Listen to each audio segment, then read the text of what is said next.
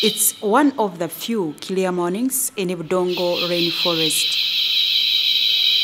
The 850 square kilometer reserve is the largest natural forest in East Africa.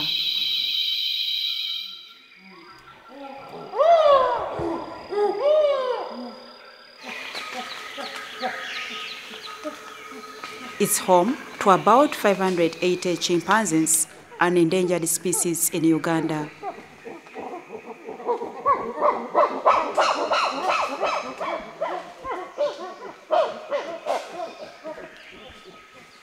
Amos Wekesa is a travel and tour businessman, but he's also inspiringly passionate about saving the chimpanzees.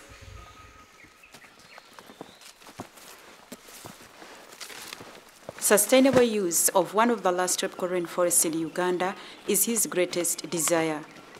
Uganda is losing about 10% of its forest every single year. And it's in my desire to make sure this forest is protected. I want to see my children's children in future. I want to know at least they will be able to see something when they grow up. That there was once a beautiful country called Uganda with nice, beautiful trees, that we can see part of it today.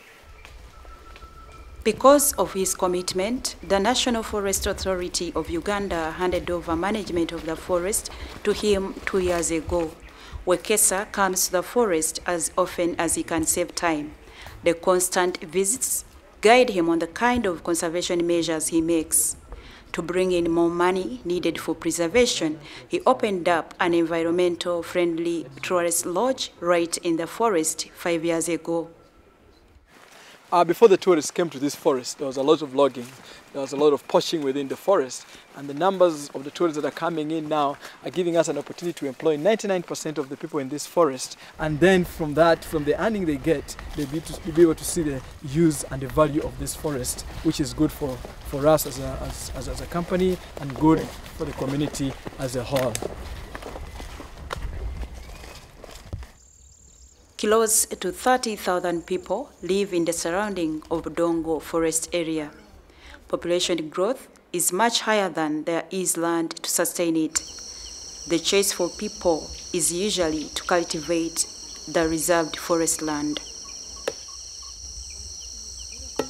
It is absolutely very sad standing here in the middle of the once a forest. All the trees cut down for farming. And these same people are going to need firewood. They're going to need trees for different reasons. And what is going to happen is that the forest that is close to us here will be the victim of their actions. To stop that, Amos Wekesa provides skills training and market for alternative livelihoods to communities. 60-year-old Alita Zakaria lived on subsistence farming, poaching and logging. For 3 years now, he is a commercial farmer, earning 4 times more. I'm going to plant groundnuts here. I have a garden of watermelon here. Over there is a garden of eggplants and green pepper. I sell the farm yields to the lodge and Masindi market.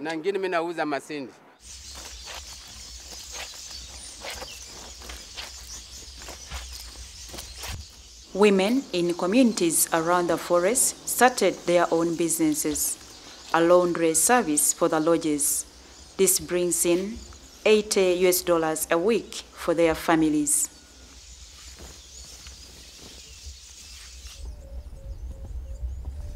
A wide savanna grassland surrounds the rainforest.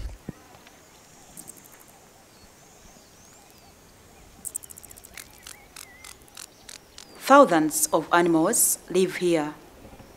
They all depend on the woodland as a source of water for the whole region. Tourism brings in a lot of money, but more is needed to save the wildlife from poachers. Like these men, once they lived on illegal hunting and logging. Now they patrol the forest to save it from other encroachers. They are paid by Amos Wekesa like 60 other people, but the achievements don't come easily.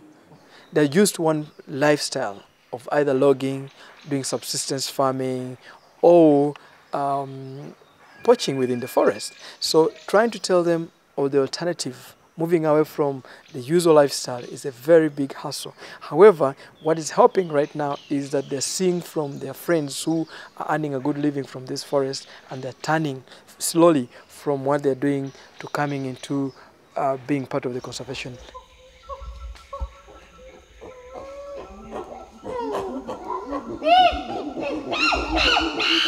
If people don't know the importance of protecting forests, wildlife would soon have no shelter and food.